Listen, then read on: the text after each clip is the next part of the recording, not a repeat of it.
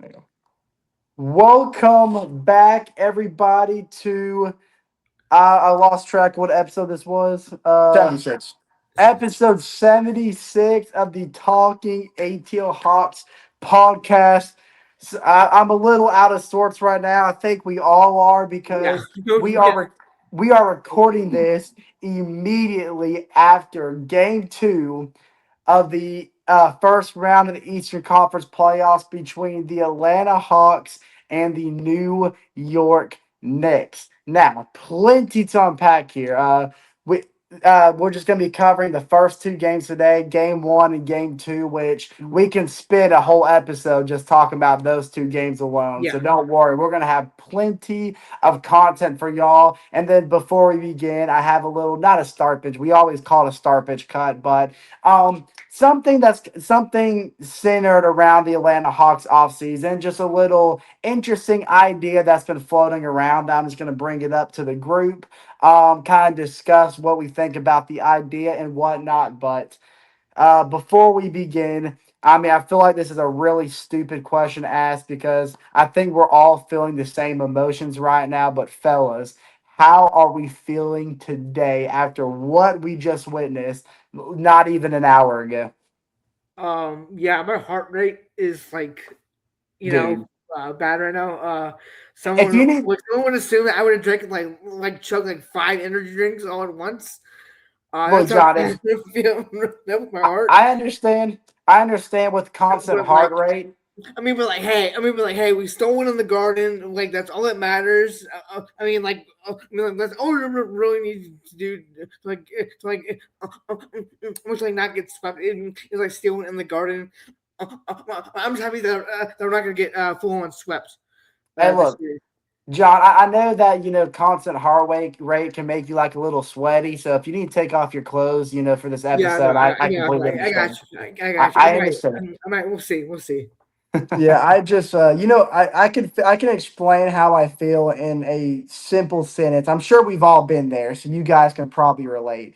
But it's almost like you had a menstrual cramp, right? And you just took it Mm. as just a I hate. menstrual I cramp. hate those. But then you find out that holy crap, You know what a mental cramp feels like. What the? you now you have figured out, holy You're crap. just shut. You're gonna get canceled. You're Now gonna get. you now you have figured out that holy crap, I am the first man alive to become pregnant. So now you're like You're gonna stressing get out. canceled. Now you're Look, stressing out. Like how do you like how's this gonna work? Where is he gonna come from? Which direction? And then you're figuring all this out, and then you're worried. What if it's ugly? Because nobody wants a freaking ugly baby, right? Because based on how everything's starting to shape out, you think it's gonna be an ugly baby, and then the time finally comes, and you look at it, and it's just a beautiful piece of specimen. And then all that stress and worry just kind of just goes down to your toes.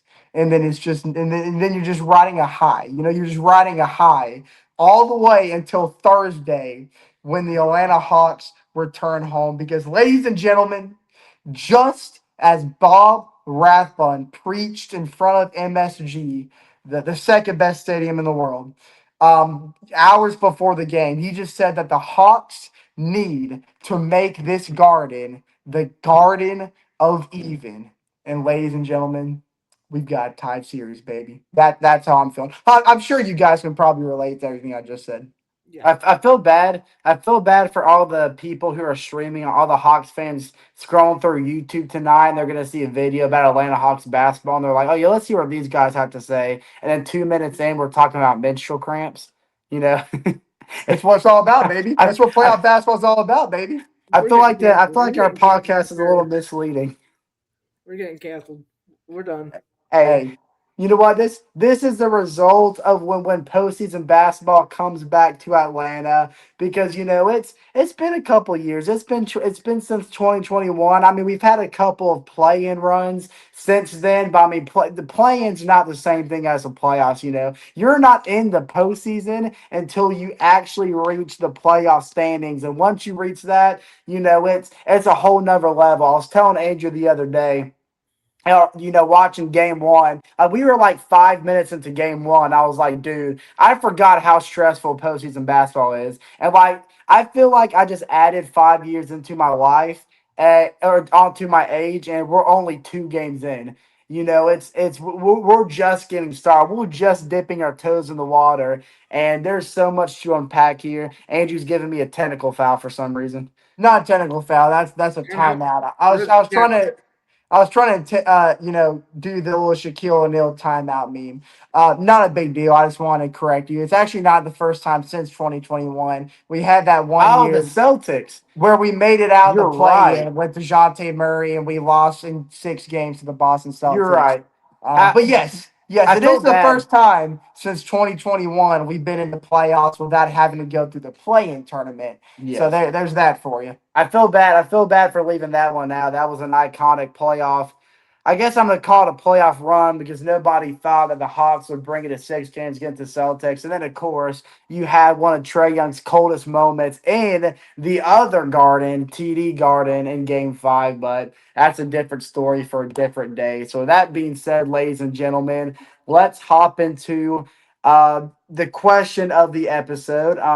This is Hawks won the something finals. Next question. I was scrolling through Instagram while I was at work this morning, and something came across my feed. There's no official, like if you look it up online, there's no really true news report about this out there. So this is really under the surface right here, but it's just something that's been sprouted amongst the media that the Clippers, they're trying to decide what question they want to go this offseason. And a lot of people believe that even though Kawhi Leonard, his option's not till next year, he's a free agent in 2027. If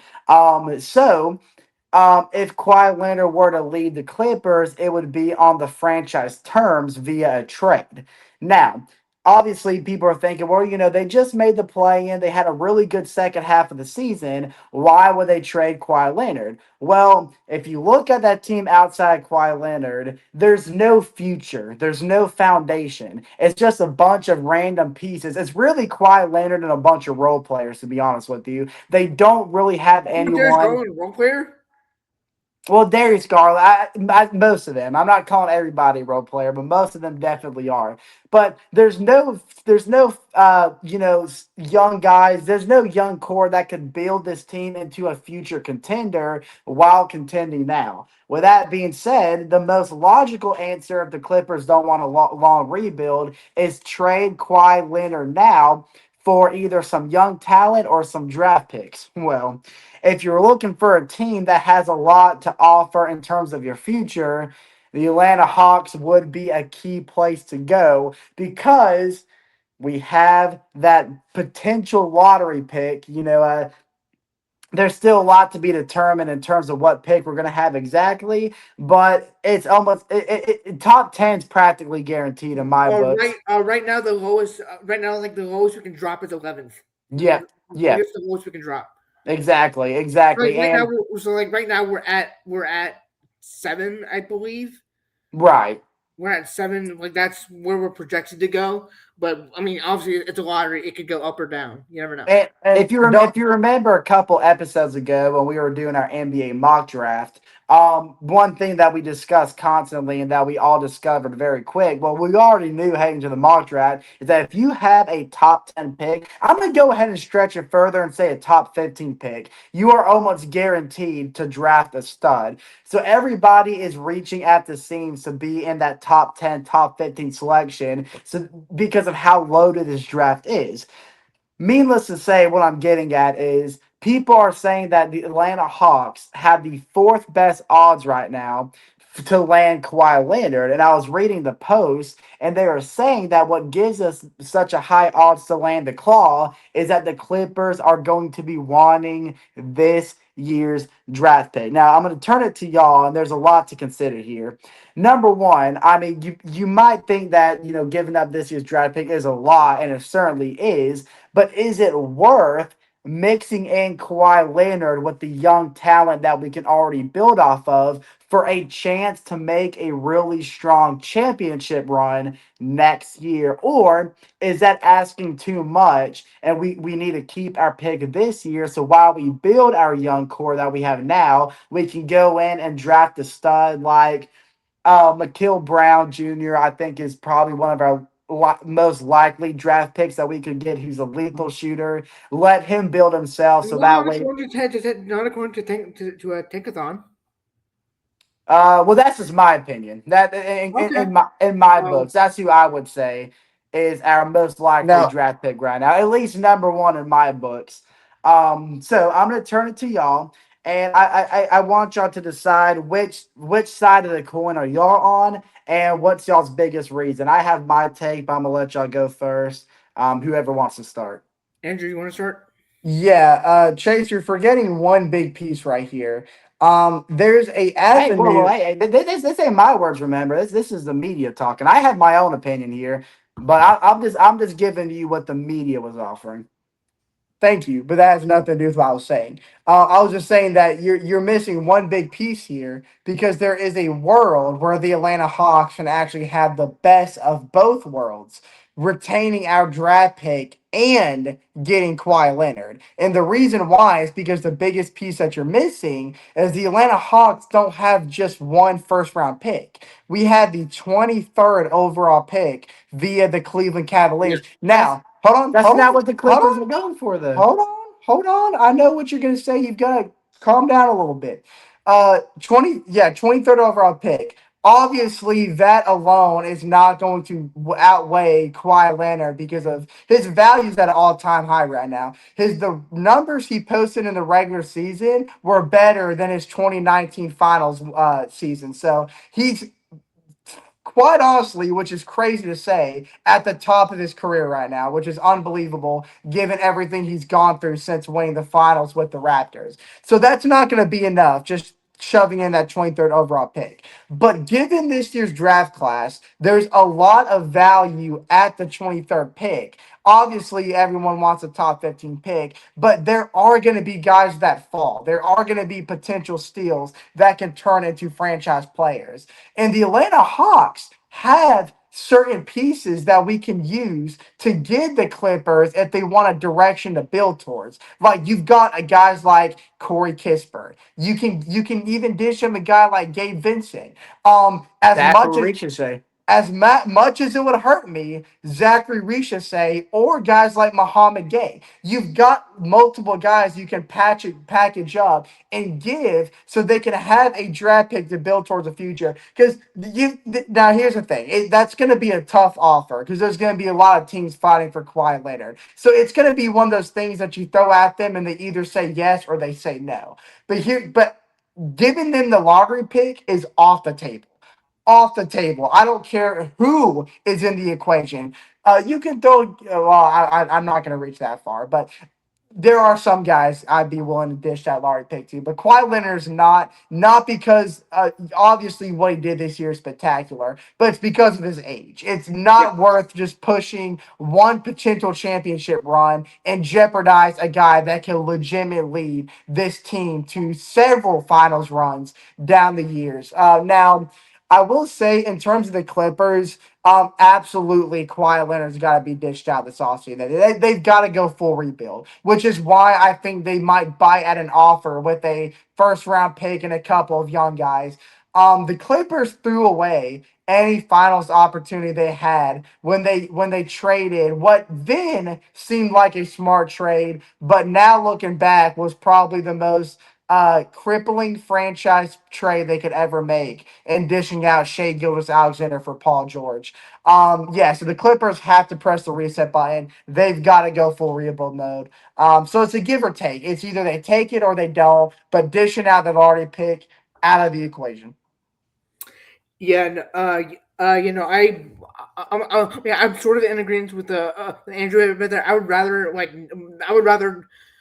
Well, I mean, I would rather not trade for Kawhi just because yes, the age and we already have our foundation with Jalen, Naw, uh, Dyson, our wings, Jonathan Kaminga, and and like Kawhi Leonard, he's up there. Like he's up there in age, like around the same age as CJ. Not probably not quite as old or quite as probably not around the exact same age. Well, actually, no, like I think he is older than CJ. So, I mean, so that would be like two. I don't want to say very old guys, but like two guys that are like somewhat out of their prime, and she's already like we're doing enough for us anyway. Why we need? We don't necessarily need Kawhi. We need to develop our young wings already. And so, Right. so like I would rather I mean, keep the picks that we have now and keep getting younger because we already have CJ on the team. We don't need Well said. another guy. Well Yeah. said, Warner. I completely agree. So we're all three on the same page here. Now, I will, Yeah. Andrew, I think you might have misunderstood my question a little bit because that's a good counter offer, like the 23rd pick and some young pieces. But the report that I read said the Clippers they're interested in our lottery pick. So I was kind of asking, like, which I know you cleared up what side of the story you were on, but I'm not considering counter offers here. It's either we get the lottery pick or we don't. Now, in terms of that, we're on the same page here. If you ask me, the lottery pick is completely off the table. Now, I will say it's a little enticing though. It's not like one of those offers I looked at and I immediately denied because this isn't like a all chips on the table kind of offer where it's like we get Kawhi, we either win the finals or we ruin everything because we already have such a good core and such a good foundation that we're building off of right now. It wouldn't necessarily be the worst thing in the world being a little risky to get a guy like Kawhi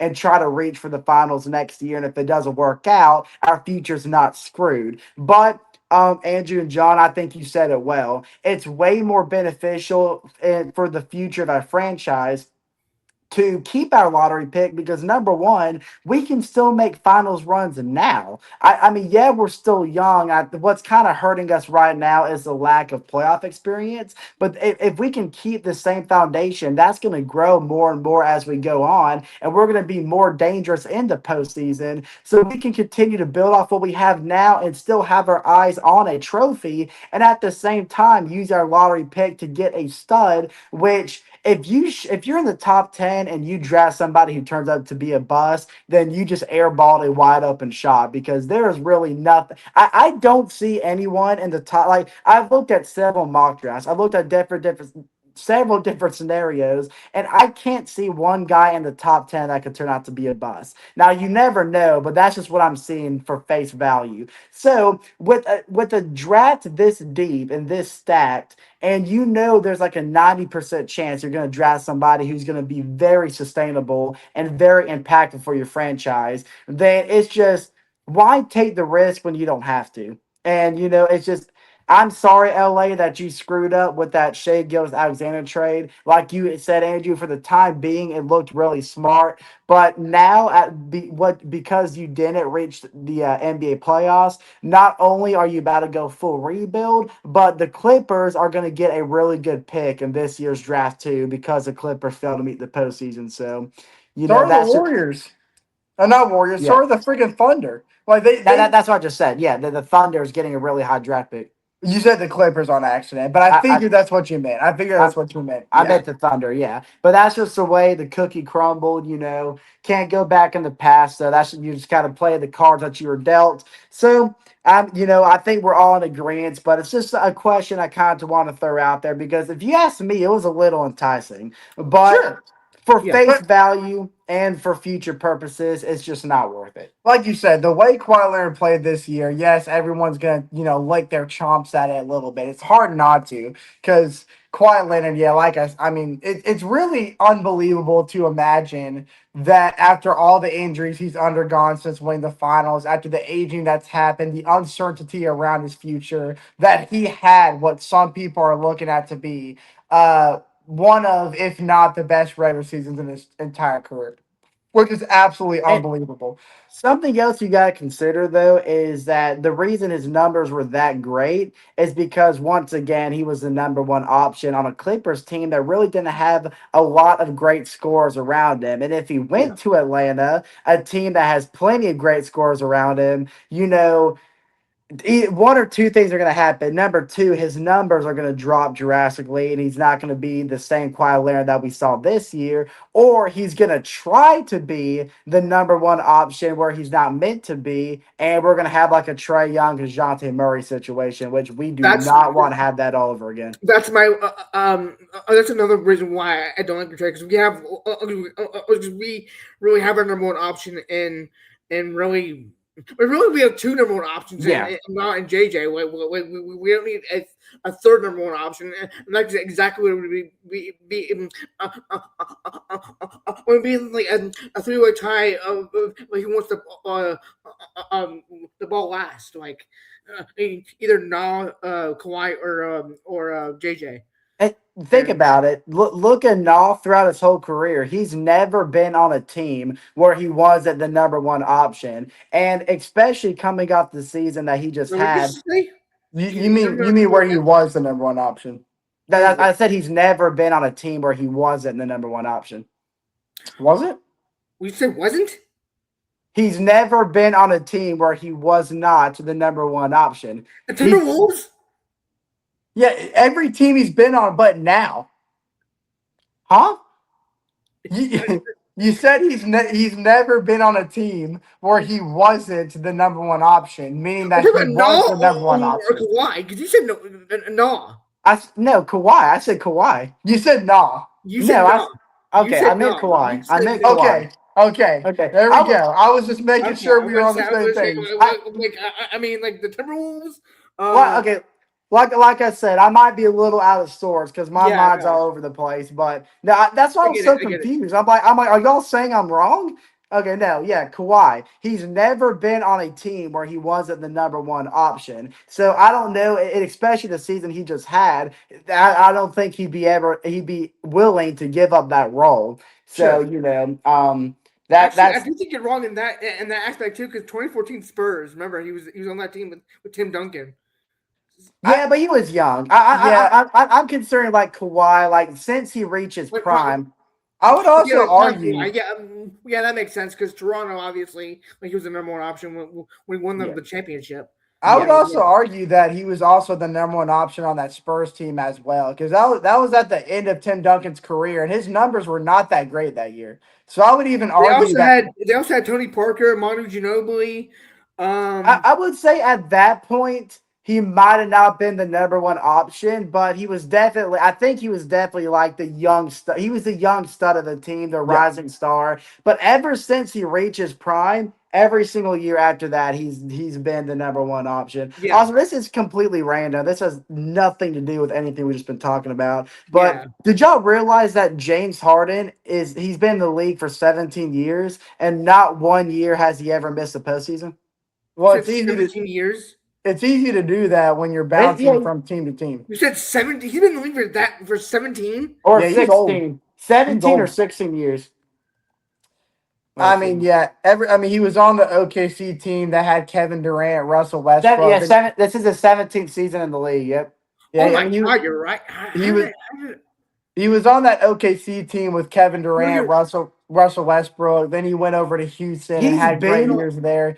And I went to the knew that. I just Clippers. didn't realize that's been like 17 years. That's great. But dang, That's how why. And why? he's made the postseason every single year. He's never not been in the postseason. But well, he Brooklyn? also has Oh no wait, no, rings. wait, Brooklyn. Yeah, I know. Brooklyn was in the postseason when. And he has no rings though. So it's kind of like it's the equivalent of never mind. I'm not gonna take a shot at my own team. Anyways, um, back to what I was saying. Yeah. So yeah, that was completely off topic. I saw that stat the other day and I had to think about. It. I'm like, no, that's very true. All right, guys, it's time to open the can of worms. It's time to get into what's already been a wild 2026 postseason for the Atlanta Hawks. And it Yeah. all started Saturday night in the Garden. They keep saying the best arena in the NBA, but Bob Rathbun made it very clear that it is the second best arena in the NBA because if you can remember, for the second year in a row, State Farm Arena was rated the best venue in the NBA. So Madison Square Garden, you can take a back seat because the critics say otherwise. State Farm Yeah. Arena is the place to watch a game. And Bob So Rathbun's never wrong. yeah, Yeah. Bob. Yeah, you can't say, Sure. but you can't ever call Bob Rathbun God. But he has so much aura. That gets you Um, shot in Atlanta. Well, that gets you shot. Like that gets you like. There's a reason why there's so many shootings in Atlanta. In Atlanta, it's because people are trashing about Rathman. Listen. That's the I have reason some why. beef, by the way. We're gonna get into. I'm gonna hold my thoughts on it because it correlates to after the first game. But there is something that a New is York it Knicks Bob fan. Rathbun related? No, no, no, no. It's Yeah. related to what Jordan was saying about shootings. There was something Which that a Knicks fan said after Yes. the game Yes. that I've got to admit was kind of funny, but it also ticked me off at the I same time because I New know York is no exactly. better. New York is no better. I know But exactly what Andrew's talking about. I'm so we'll glad you save brought that it. please, We'll up. save it. please get into it. Please get into it. Please. Yeah, Yeah. we'll save it until after the first And game because it correlates to after the first game. we'll put in the group chat. I know what video it's talking about. I'll put in the group chat after the episode. Please. So going back to Saturday night, all started game one in Madison Square Garden, and this is a series that it's just another foundation. It's another layer to what's been known as one of the most underrated rivalries in the NBA: the Atlanta Hawks and the New York Knicks, and. They're kind of talking about in the broadcast tonight. This is a rivalry that goes a little bit past Trey Young becoming the villain of New York City because the Atlanta Hawks, they were talking about even the Dominique Wilkins days, even the Patrick Ewing days. There are multiple cases of the Hawks and the Knicks having, heated altercations and physical matchups, but it was Trey Young's villain arc back in 2021 that really put a stamp and a name on this rivalry, and this is just the next chapter to it. And let me tell y'all, there is a new villain in New York City. And I just know Trey Young is sitting back in Cancun with his legs kicked up, with the biggest smile on his face. Um, Yeah. Needless to say that there's already a lot of richness in this playoff series, and it started before the tip off in game one because there was all kind of videos going out of the fans walking into the Garden ready for game one, and before they even got into the stadium, they were walking into the stadium singing F Trey Young chants. They were burning Trey Young jerseys before and after the game. So that just shows you that even though Trey Young's not even on the team anymore, he is living rent free in these New York Knicks fans from what he did almost 6 years ago. So, I mean, look, the richness is already there. Yeah. Um, I'm gonna go over the numbers here, and then John, we'll start with you for game one, and Andrew will pass it off to you, and we can dive into this game a little deeper. But I'm gonna go into the numbers here. I'm starting with the Atlanta Hawks. CJ McCollum, he has been nothing short of phenomenal, and he's really been the workhorse in both of the games this series. In game Yeah. No, one, we'll get to him later. We'll get to him later. yeah, yeah, oh yeah, we'll get to him later. There's a lot to talk about here. This is just the foundation. Game one, shot over 50%, 11 from 20 from the field, 26 points. Of course, he was our leading scorer. Right behind him was Jalen Johnson at 23 points, who started off the game really slow, not very impactful, made a lot of good defensive plays. The Knicks had a lot of turnovers in the first half, not so much the second half. A lot of those turnovers actually had a lot to do with Jalen Johnson and his defensive positioning, so shout out to him. Aneke Kongwu, 19 points, shot 4 for 6 from deep, had a lot of really big transition threes as well. Nikhil Alexander Walker, 17 points on 6 for 17 shooting. Nobody else on the roster really did much. I do want to give a quick little shout out to Zachary Richichet. No numbers to pull up other than 4 rebounds, and a lot of his shots and offensive moments were sporadic. Probably was a little nervous from the pressure of the playoffs, but he was really physical, especially Especially at being the in the glass. garden too. Especially being in the garden. Yeah, I do not blame Zachary Shea whatsoever. no, Like that was his first playoff game, yeah, being in the garden, which is probably the toughest place to play in the playoffs. Like exactly. that's just me being that's just me being real with him. That is probably the toughest place to play in the playoffs. Oh, And absolutely. I yeah, completely like agree. like Zachary really has been all that confident this season anyway, and it's shown. And like Yeah. just having to play like in the Garden for his first game, like yeah, I don't blame him whatsoever for having that bad shooting night that he had. And I'm glad you said that, John, because like talking about the pressure he's already had, because he's already has the voices in his ear saying that he's not meeting expectations, he's heading towards bust status. And while at the moment a lot of that might be true, he still has a lot of growing to go. But I loved how physical he was at the glass, had a lot of Yeah, really he's big only rebounds. 21. He's only 21. Like Yeah, only 21, and he only played 2 minutes, but he had made 4 really big rebounds. One of them outbodying Mitchell Robinson, which is an impossible task, by the way. Or it might have been Cat. I can't remember. The uh, best part about Zachary Richardson wasn't even the rebounds. It actually had nothing to do with the rebounds. The best thing that Zachary Richardson did when he was on the court was his off ball movement because he was the only one on the court who would move constantly off ball. That's Yeah, been he only a had 2 minutes though. that was a big issue in game one, which I know we'll get into that a little bit more. But he was the only one that was moving off screens, that was creating post opportunities, that was going back and forth from one court to the other. I mean, he was active when he was on the court, and you could just say, yeah, that's just 2 minutes worth of shavings. But but you look at the whole length of the game, and nobody moved off ball more than Zachary did in those 2 minutes. So to that, I salute you, Zachary, because I appreciate that more than anything else he did in that game. Was his off ball movement was because even the 2 minutes that he was in, the off ball movement that he had created to some really good scoring opportunities and some second chance scoring opportunities because of his rebounding. So those are two things that kind of complement each other. But that's the biggest thing to me that I realized about Zachary Richardson. But yeah, his shot selection was awful, and I think that just Well, had everything to do with the well, playoff pressure. maybe he's like maybe I don't think his like entire shot selection was awful. Like I think his first shot was good. It just didn't fall. yeah, Yeah. yeah. I mean, it wasn't awful. It's just that it was very sporadic. He tried to I think do he had too like two much. layups that just didn't. I think he had like two layups that just didn't fall, and then he shot like two fadeaways that I like one think airballed and Yeah, I think the one he airballed, he was trying to draw a foul and it just didn't work. yeah. It was just it was doing too much within the situation. But like I said, he in one possession he grabbed 2 offensive rebounds. We didn't score on the possession, but it gave us 2 extra chances, which we'll really highlight this in game two that second chance opportunities if you're the Atlanta Hawks are going to be hard to come by this series. But moving over to the New York Knicks really quickly. Jalen Brunson once again was the main man for the Knicks. 28 points, a lot of those coming in the first quarter. We did a really good job shutting him down, especially in the second half. But man, he started the game 7 for 7. Yeah.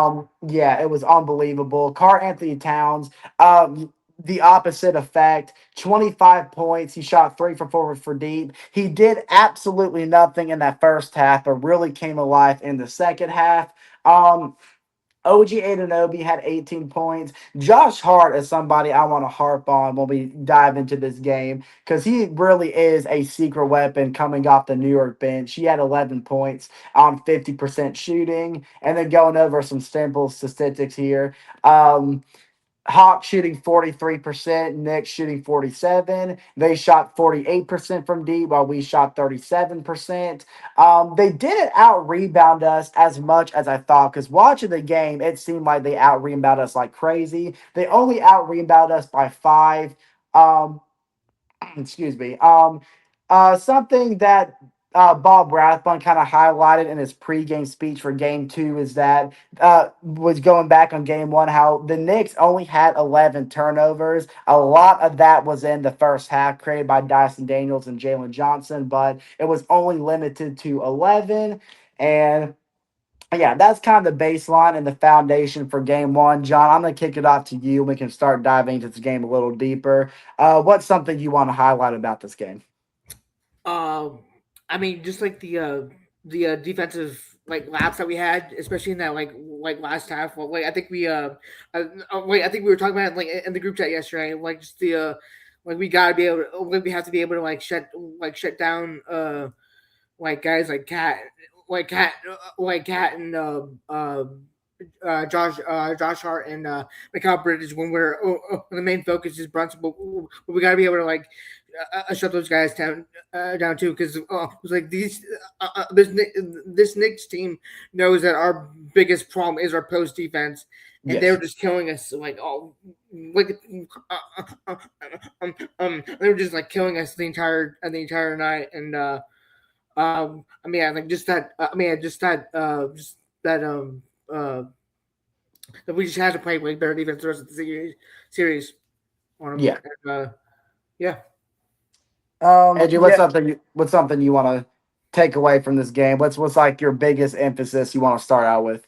Well, going into the postseason, we all knew that Quinn Snyder had this team in, kind of a pick your poison situation. Of course, we were in that, kind of like an angel and a devil on your shoulder situation. Like, do you take the Cavs or do you take the Knicks? Quinn Snyder ultimately made his decision on that final game on Sunday, the regular season, by taking out all of his starters, and just letting the bench, ride it out for the, season finale. And he got matched up with Jalen Brunson and Karl Anthony Towns. Now, we all knew based on the matchups we had in the regular season that Mike Brown's a smart guy. He knows exactly how to play into Quinn Snyder's zone defense. And the I biggest mean, he did lead thing the Kings team to a 2023 playoff berth. and So the biggest thing that Mike Brown does is he wants to utilize Jalen Brunson's ability to score when he's got a mismatch on him. And who's the biggest mismatch on the Hawks floor? It's always going to be the big man, a Yeke Kongwu, because originally everybody knows Dyson Daniels matchup on Jalen Brunson. That's the most obvious matchup out there. But when you've got a guy that can move so quick off ball like Jalen Brunson and a guy of cat size, it's going to be easy to get that mismatch when they're setting screens, bouncing off of each other at the top of the key. And that's always going to lead to Onyeka Kongwu getting on Jalen Brunson. And that's how he scored the majority of his points in the first quarter, which created that early momentum shift that they just kind of took down the rest of the stretch. Now, mind you, Quinn Snyder matchup wise did a lot better on that in the second half because when Jalen Brunson was actually guarded by Dyson Daniels, he only scored 2 points in those matchups. All of his other points came on matchups that weren't Dyson Daniels. And that's something that create that edge of separation for the Knicks. Because even in the second half, we won that battle with Jalen Brunson, but then you had the mismatch game with Karl Anthony Towns, and that's how Karl Anthony Towns exploded in that second half. So it was the same problem, but different player. And one thing that I'm sure Chase you probably have on the top of your head right now is you take a look at the Hawks, what rode them into the playoffs, that big win streak. The biggest takeaway from that win streak was not Nikhil Alexander-Walker. It wasn't Jalen Johnson. It wasn't Yeke Kong. It wasn't CJ McCollum. It was everybody put together because the ball movement was so effortless and they always led to open shots. It always complimented whoever was on the court at that time. But we were wondering, we were all suspiciously wondering, Hey, what was that? oh, go ahead. That's the point I was gonna bring up. But yeah, you go ahead. You go ahead. Okay. Go ahead. Oh, you say you want to bring it up, so you got it.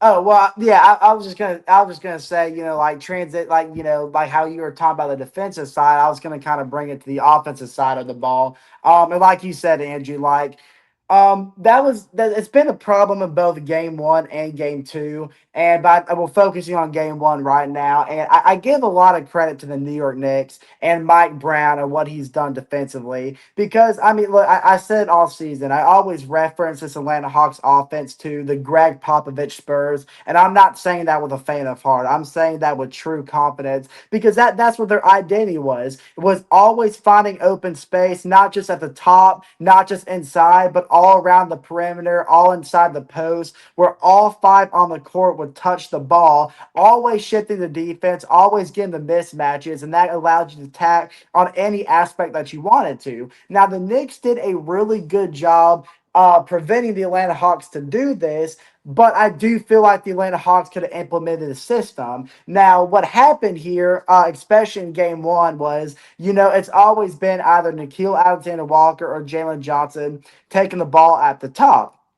And the New York Knicks are running their usual zone defense, but they're always, like putting in kinks, it's like, like having like a kink and like a water hose, where like, there's the water can't flow if the kinks, if the kinks there and then, you're getting no water flow, man. Water movement. I don't know what I'm trying to say. Y'all get the idea. And that's Jamal what the Murray Knicks. just hit a half court shot, half court buzzer beater. Of course he did.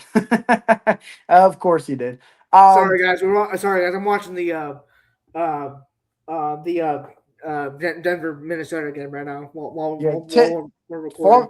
Former Hawk Tim Hardaway Jr. just had a really good first half. yeah, he So Yeah. could win. shout out Timmy Shimmy. He's not going to win Sixth Man of the Year because it's going to be Nah, but he's definitely a finalist. That's for sure. Um, Wait, is no finals for I'm 6 man? I mean, I'm most improved. No, I'm talking about. No, I'm sorry. Tim Hardaway Jr. is a finalist for Sixth Man of the Year. Which he could win that. I don't think he's going to, but he could. But back to my kink scenario. That's what the Knicks were doing. They were putting kinks into our offense where there was nowhere to go. There was no movement to come out of the offensive strategy. And what ended up happening, and why JJ and Nah has been a little non-existent this first two games, is because they were forced to just move the ball within themselves and either try to take it inside, which it's hard to do with either Cat or Mitchell Robinson, or try to take a contested shot from deep, and they weren't able to find that open opportunity, and it made our offense really weak and stagnant. Now, the Knicks had the same problem on their end. Jalen Bronson can be the workhorse, but when he shut down, the Atlanta Hawks did what Quinn Snyder planned pregame of game one, and we did a really good job limiting Carl Anthony Towns where we could. So when their two options were off the table, they didn't have much to go themselves. So it's really been all about who's going to break out the slump first and who's going to, grab the momentum and run full steam ahead. And unfortunately, in game number one, it was the New York Knicks, especially late in the third quarter, which bled into the fourth, where it was too much for the Hawks to handle and we couldn't dig ourselves out of the hole. Now, I know the main game we want to hop into is game two, but anyone else got some final remarks on game one before we transit? Because we're already at the 42-minute mark. I told Yeah. y'all there was a lot to unpack here, Yeah. but any final points we want to draw out of this first game? I mean, it was the first game in the playoffs in about 4 or 5 years. I mean, like we're playing in the Garden. Like I said earlier, toughest place to play when you're in the playoffs. I mean, yeah, we're a really young team. I don't think anyone expected us to like play as close as we did like in that first game. But we played Yeah. them close. They just did what the Knicks do in the fourth quarter, and that's clutch up. So Okay. Well, I'll go and finish my point before I was forced to dish an assist out to Chase. Kobe Bryant doing the little what was the thing that LeBron always does? That means get out of the way. So I let's had to go. dish it off to him. Forced. I Like told you to go ahead and you insisted. like oh Jeremy Lin. But yeah, what I was gonna say was, I think the biggest question that us Hawks fans had, after what we saw at the end of the regular season was are we going to get that same product in the playoffs? Because yes, this team finds something that meshes well with each other. They've got a great team chemistry, and it's bleeding onto the court every single night. But the inexperience when it comes to the postseason is always every young team's biggest factor. We even saw in the Detroit Pistons. I mean, they just dominated the Eastern Conference all regular season long, but not an ounce of player on that roster other than Tobias Harris has real playoff experience, and that caught up to them really fast in that first game against the Orlando Magic. And who knows, that might be a series the Magic actually wins because of that lack of playoff experience. So we were all wondering the same thing, and you definitely saw that shake this team up in this game right here. Now, before we get over to game two, because I know everybody's antsy to get over into the I game might, of the night, I might have to pull a little Chris Fowler here. We're already at the 45 and I minute might have mark. to pull a little Kobe Bryant and tell you to move out of the way. No, I'm kidding. Just one last thing. Setting up game two, there was a moment, third quarter. It was actually right at the start of the half. It kind of erupted the flow of the game a little bit, but CJ McCollum went up for a mid range shot, guarded by Jalen Brunson, kicked him in the nuts. Yes, it was a foul. Totally get it. Why it was a technical foul is a little bit confusing because it That was was in an the off. first quarter. What? That was third quarter. Buddy's tripping. It was technically an off-ball foul, which is why he was teed up for it. And Quinn Snyder and Jalen Brunson sold it a little bit more than what was actually happening at that time. So CJ McCollum kind of made a post-game comment like, Jalen Brunson was acting like this was Broadway or something. And Yeah. the Knicks fans, they don't forget. You say something, they're going to remember. And the Knicks fans were on CJ's back the entire night tonight because of those post-game comments from the beginning of warm-ups to the end of the game. But I think we all know who had the last laugh. Chase, you go right ahead. So opening up game two, Wait, did we talk this about the shooting thing you were talking about, or was that it? I'll save it for the end of the episode. Okay. yeah. So game number two, uh, we were led into this game with a little bit of worry and concern because there was word that Aneke Kongwu might be sitting out this game. He was questionable due to some inflammation, and we knew with the current situation of the Atlanta Hawks big men depth, with the missing piece of Jock Landale coming off the bench. We knew we needed Neke Kongwu because that would have forced Muhammad Gay to come in at the 5 spot. And while he would have played fine, that would have forced us, to go to Tony Bradley off the bench, which he's just not a sustainable man to come off the bench behind Muhammad Gay. And with the current matchups of Cat and Mitchell Robinson, that would have been a whole catastrophe. Not to mention the offensive efficiency that a Kongu brings to the table as well.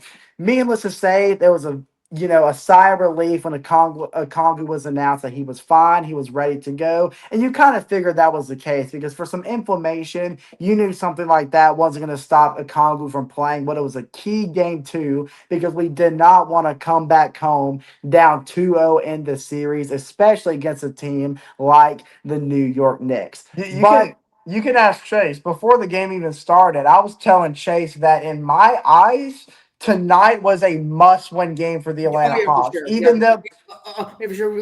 Maybe sure that we like, at least have to take one game at the Garden at least. yeah, because even though it's just a 7-game series, like I said earlier, this is not a team you can win 2 games in a row easily, even on your home court. So I didn't want to have to figure out how we're going to win 2 games And we and don't have not the give. squad to come back down 3-1 or 3-0. Yeah, and not give New York a win in advance game back in the Garden. So to me, everything about this night said must win.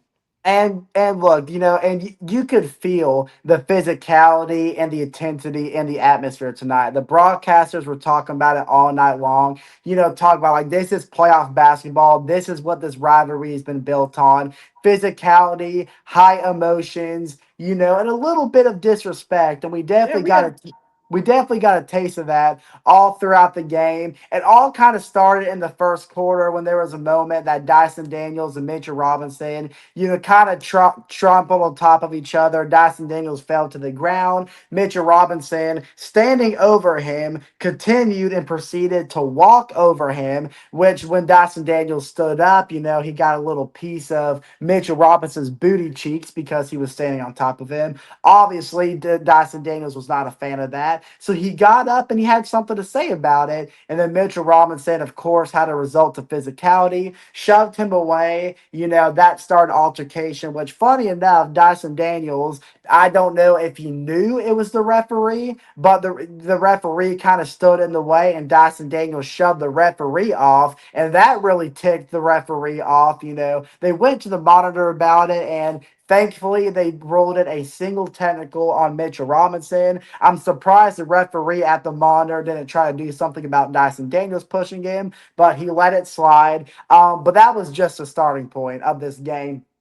It continued on all throughout, especially in the third quarter, which was a little bit of an odd altercation in my eyes Yeah. between CJ McCollum and Jose Alvarado because they were teammates not too long ago. And from what the broadcasters were talking about, they had a really good relationship with each other in New Orleans. Jose Alvarado kind of looked up to CJ McCollum as a little bit of a role model because who wouldn't? But there was a moment when they got into each other's faces. They were jawing back and forth about the entire game, especially on the bench. Jose Alvarado was talking a lot while he was on the bench, but he played a good bit in the third quarter. That's when him and CJ really started going at it and got the crowd involved. And then, that's when I think when CJ McCollum, I mean, that all started with what Andrew said, what he said post game the other night about Jalen Bronson thinking this was Broadway, but it really grew when him and Jose Alvarado got into it. And then that's when his villain arc really took off. But he capitalized it with what he did in the fourth quarter. But before we even get into that, Andrew, I'm going to kick it off to you. And I want you to kind of talk about what led into what was a great comeback in the fourth quarter because I'm sure, we all thought it. I'm sure all Yeah. Hawks country thought it. We thought we were dead in the water. Like you mentioned, Andrew, Yeah. for the majority of the night, you were already kind of thinking in your head, what are we going to do in game three down 2-0 already against a team like the New York Knicks? Because we knew this one. What led up to that point? Why did we think we were dead in the water? Why did we kind of think there was no hope here?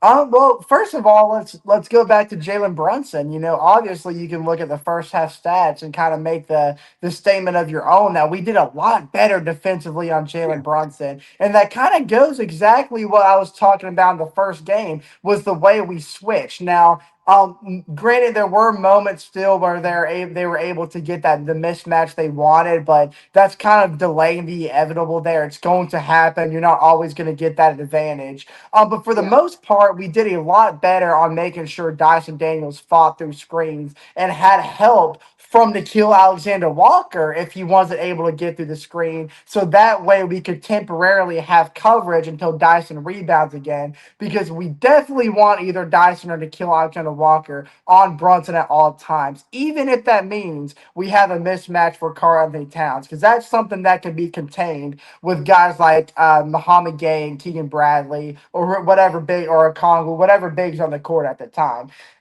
So that helped for sure. But of course, we kind of fell fault of our own a little bit. Jalen Johnson was completely shut down in the first half. Didn't even make his first field goal until halfway through the second quarter. Yeah. And granted, we were right there, only down by 7 at halftime because of a Mikal Bridges buzzer beater in the second quarter.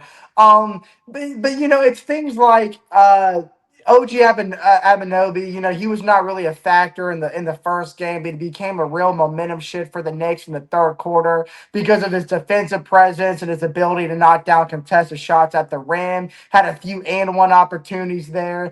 So you could feel the Knicks slowly building momentum there.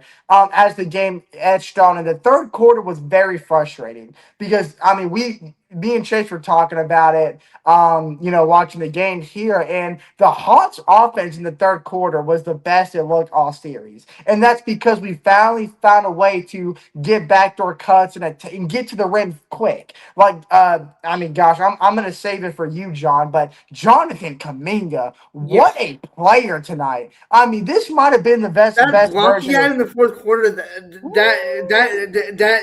got me like excited Oh, he all in a did. good way. In a good way. I mean, Jonathan Kaminga had a block on Jalen Brunson in the fourth quarter that got Chase's shirt taken off. So you can just imagine what I what sent the I sent John a picture of my hairy nipple for proof. Yeah, he yeah, he did. did. He actually did. It We're was not very making nice. that up. Yeah. If John wants to throw that on the screen, he No, can. unfortunately, I'm not going to because I don't want no. Yeah. Yeah, but I'm gatekeeping. No one else gets to see it but me. I'm gatekeeping. fair enough. You can gatekeep that all you want. I saw too much of it. But yeah, Jonathan Kaminga, man. I mean, yeah, I'm gonna save it for you, Joyner. But goodness gracious, that he was balling out defensively. And to answer your question, I know I've been rambling on and I haven't even answered your question, Chase. But the way the Hawks were able to fight back late in the game, even though we were going back and forth in the third quarter, we could never get it down to that 5 point margin. But it all started with forcing I was turnovers. I was actually gonna let John answer that. So what I was asking you was what went wrong? Like how did the Hawks Oh, dig themselves a hole? And then I was gonna kick it to John. He's gonna ah, tell us how we got out of the hole. Oh, But before I kick it to you, John, just to highlight your point, Andrew. Another thing that went really wrong, especially in the third quarter, was in the first half. The main point of attack was the 3 point shot for the Atlanta Hawks, as we were getting absolutely nothing inside. And there's a lot of moments where the New York Knicks would start to head towards that double digit lead. And then we hit a couple big threes that brought us right back in. But we left that off the table in the second half, and we had a lot of really open looks. But Jonathan Kaminga, Muhammad Gay, Jalen Johnson, they were all leaving those shots really short. And we missed 12 in a row before it's not a really big three in the fourth quarter. And I'm going to kick it to you, John. What did the Atlanta Hawks do? It all started in the fourth quarter to claw their way back up and to take the breath out of Madison Square Garden, where they thought they had an easy game to win, but instead we replicated the Quiet Place Part 2, if you will. John, part how do two. we come about that? I mean, like if you look at it, Mikal Bridges didn't have that good of a game, only shooting Sure. 30% from the field, 3 for 10, only finishing with 10 points, 2 for 6 from three. I mean, like he's one of probably their second option, honestly. Maybe third, but like when you shut down the second best option, like Yeah, you're gonna like win the game. But holding like a guy like him to 10 points It's in, huge. in 37 minutes, that's pretty impressive. So our defense was much more locked in this game than it was on the uh, in game one. Like, and the stats prove it too. We had 9 steals to their 5, 7 blocks to their 4, and we forced 14 turnovers yeah, and to our 12, don't and like also forget. like fast break points took advantage of. And then wow, okay, and then finally, it feels like the first time we could say this. We beat a team with points to the paint. Oh, we had 58 paint points, and they had only had 54 paint points. And which that's is which is crazy. really which is Yeah, really surprising. crazy for us.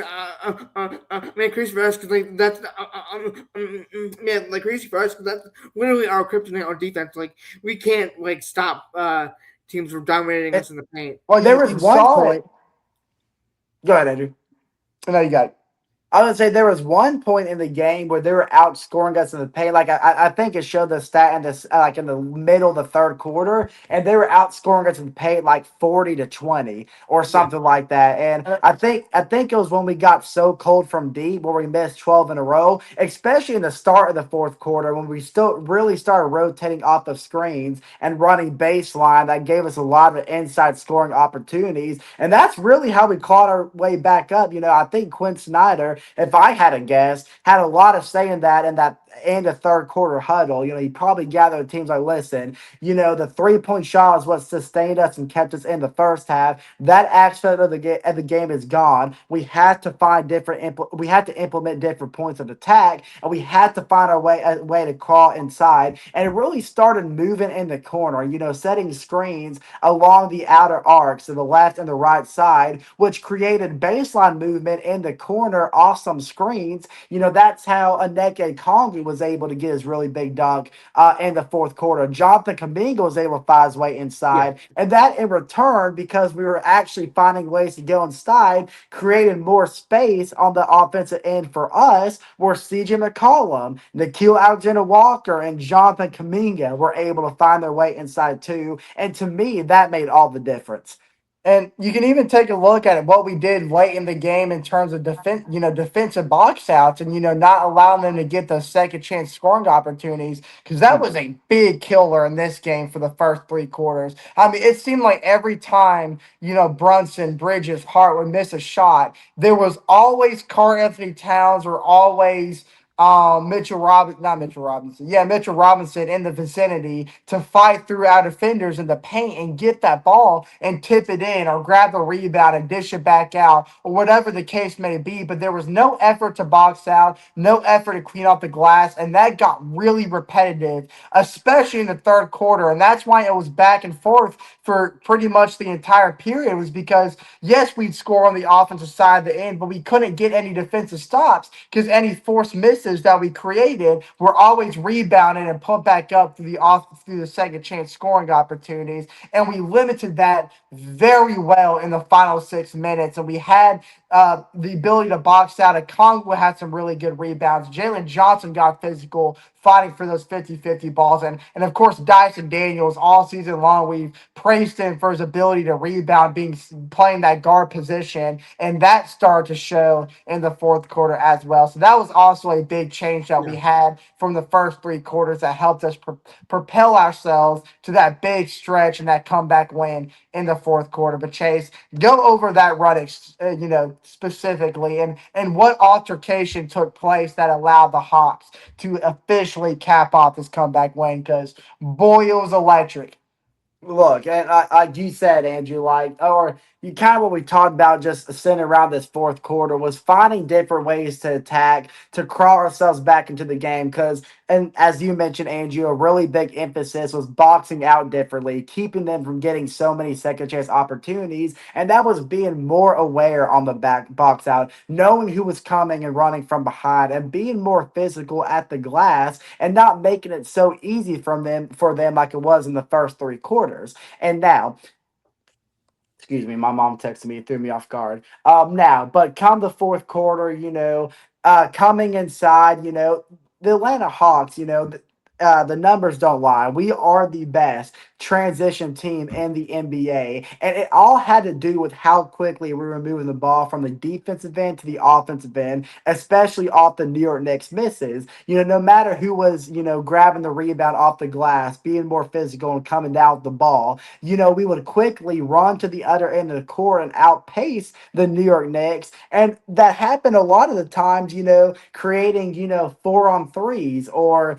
3-on-2 opportunities. And when the Knicks were altercating both Mitchell Robinson and Karl Anthony Towns, they aren't the fastest guys in the world. Neither is Mikal Bridges. So when we, paired up players like Nikhil Alexander Walker with Dyson Daniels, with Gabe Benson and Jonathan Kaminga, players who could quickly and obviously outpace this New York Knicks defense, it created a lot of transition points and a lot of advantages inside. And that, of course, led to the Atlanta Hawks getting themselves back in the game and ultimately taking or what we thought was the dagger There was a moment, where we talked about it. Jonathan Kaminga had a really big block on Yeah. Jalen Johnson. We kicked it on Which, Jalen by the way, is Brunson. just really quick. The most impressive thing about that block was not only did he get beat by Jalen Brunson, so he had to go, from over the right shoulder, but the fact that he was able to keep that off the very bottom end of that backboard so Yeah. it could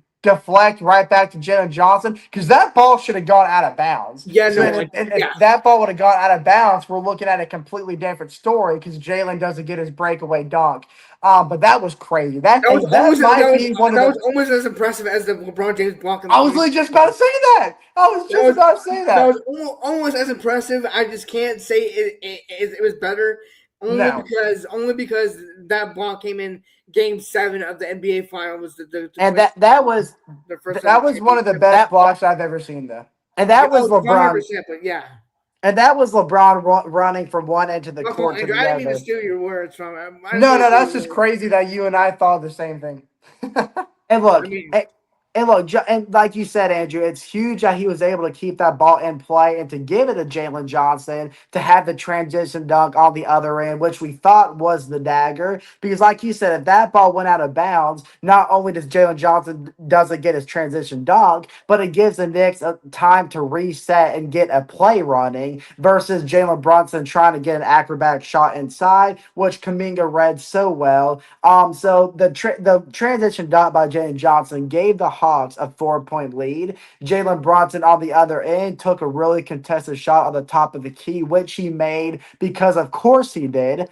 The Atlanta Hawks are able to get the ball in on the other end, inbounding it to CJ McCollum, which he almost avoided the foul, which would have led to an open shot inside, but they got the foul off just in time with 5 seconds left on the clock. And CJ McCollum, being a very consistent free throw shooter his entire career and with the hot hand that he had the entire night, by everybody's surprise, I don't know if it was just the pressure of the moment, but he was really shocked himself that he missed not only the first free throw, but the second free throw as well, Yeah, which just listen to the post game interview. yeah, he has a little hefty fine coming his way from what he had to say about missing the free throws. But he missed the second one, and the ball landed in the hands of Mikal Bridges, and it led into an odd situation for the New York Knicks because they had a timeout to use. But typically in those situations, the coach allows the team to bring the ball up the court and look at the defensive positioning, and they can either do one or two things when he gets across half court and the defensive positioning is not well, then they can take advantage of that and try to get a shot inside, depending what the situation's calling for, or they can call a timeout so they can inbound the ball on that side of the court and they can actually have a play going. Don't know why. Uh, Coach Brown didn't call a timeout here because when Mikal Bridges, who's not that fast, number one, took the ball across half court, the Atlanta Hawks already had three players running inside, getting ready for him to come and take an inside shot.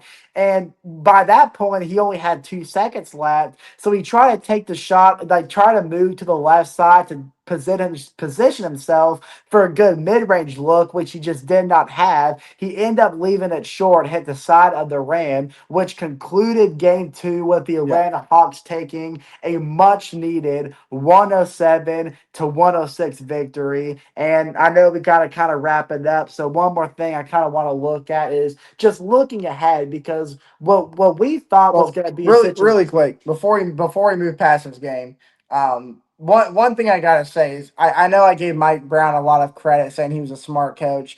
Not calling a timeout there was a horrific decision though. Well, yeah, Because that's what I was saying. Yeah.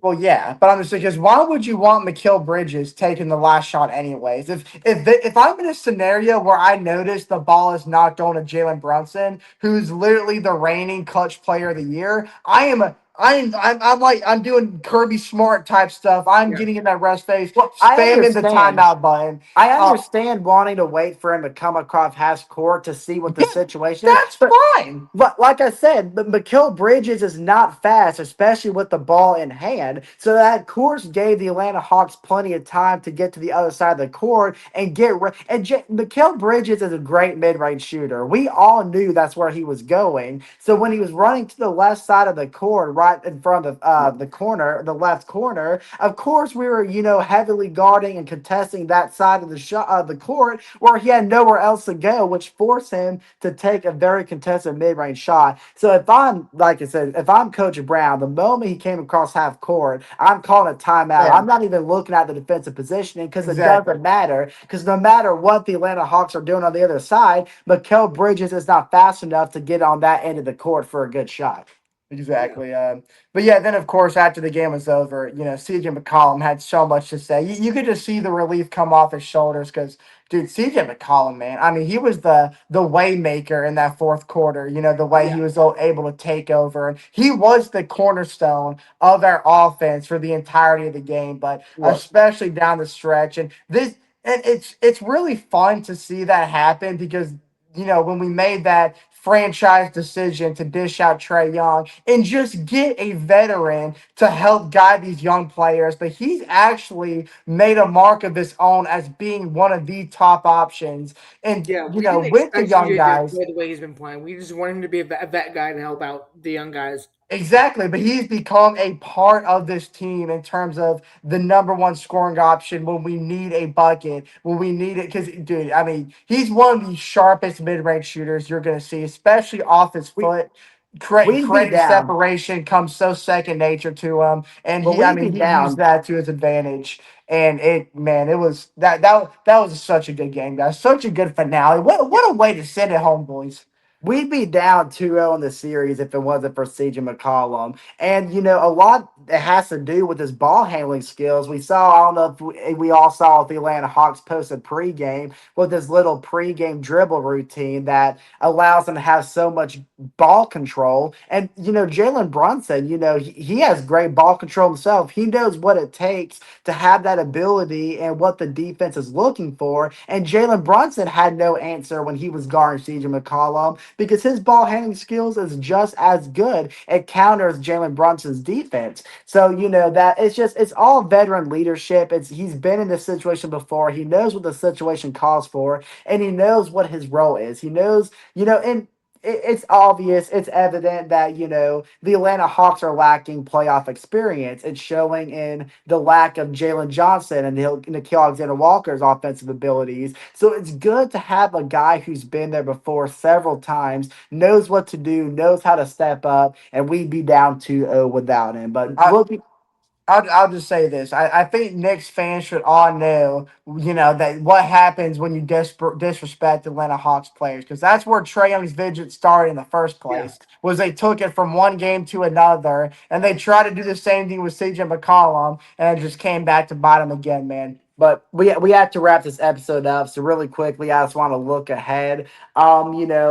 Game three is Thursday night. Game four is Saturday night. Both games taking place in Atlanta, which us three, Yeah. myself, Andrew, and John, will be in attendance for game four. I cannot wait. Yeah. Hopefully, the Atlanta Hawks Yeah. will hold a 2-1 series lead. I think what we should do is if possible, maybe we can try to get an episode out either Thursday night after game three or Friday night before game four. To Why is that?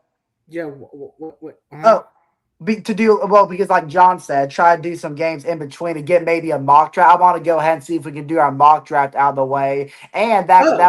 that would allow us to go ahead and review game three. And we can preview game four since we're going to the game. We don't I would have to. I would say probably just save the game talk for the episode, so that way we can have like two games to talk about each episode. Okay, so how about this? Okay, so how about this? How about so either Wednesday? Let's do Wednesday. Oh, let's do Wednesday because like Thursday is the NFL draft. Um. That's We'll true. Thursday is the we'll NFL draft. we'll talk about it off camera. Yeah. Yeah. Okay. Okay. But yeah. So with that being said, much needed game two win. It allows the Atlanta Hawks to take much needed momentum back home, back in the A, back into the best arena in Yes. the NBA, State Farm Arena. You know the A is going to be loud. The crowd's going to bring the energy. And Oh, look, just seeing hey, those Knicks drunk fans, Knicks fans that they're gonna travel. That's gonna bring so much joy in my heart just to trash talk them back because you know I might have a few drinks in me when I'm talking to them. Well, hey, I'm definitely gonna like talk some start talking some trash win or lose. and Oh, it's look, gonna be ugly, boys. Let's. we're I gonna let can't it. wait for it. We're gonna let him hear it too. Look, it's the disrespect. Doesn't stop at Trae Young. Look, Knicks fans, if you want to burn CJ McCollum's jersey outside the game too, go ahead and do it. It's only adding fuel to the fire because we know who the new king of New York City is, and his name is CJ McCollum, and he's making our boy Ice Trae proud. But with that being said, for myself, Andrew, and John, we will see you next time as we review the next step into this playoff series. Got to figure out how to end this through my phone.